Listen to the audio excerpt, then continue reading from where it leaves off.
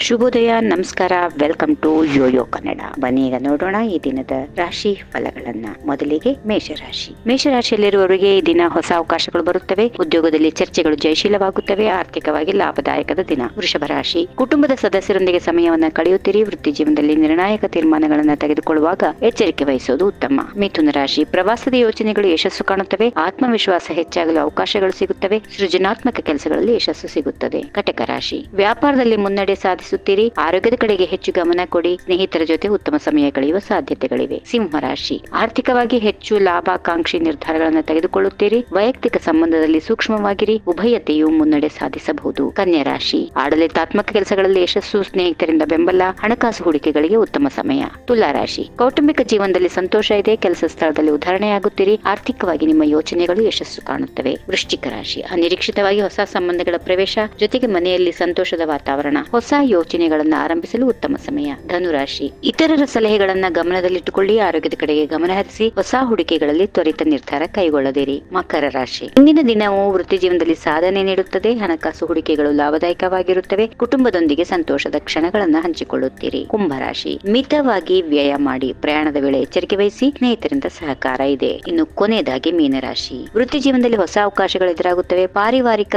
ಮತ್ತು ಹಣಕಾಸು ಹೂಡಿಕೆಗಳಲ್ಲಿ ಯಶಸ್ಸು ಸಾಧಿಸುತ್ತೀರಿ. ಹೀಗಿವೆ ಈ ದಿನದ ರಾಶಿಫಲ. ಸರ್ವರಿಗೆ ಶುಭವಾಗಲಿ. ಶುಭ ದಿನ. ನಮಸ್ಕಾರ.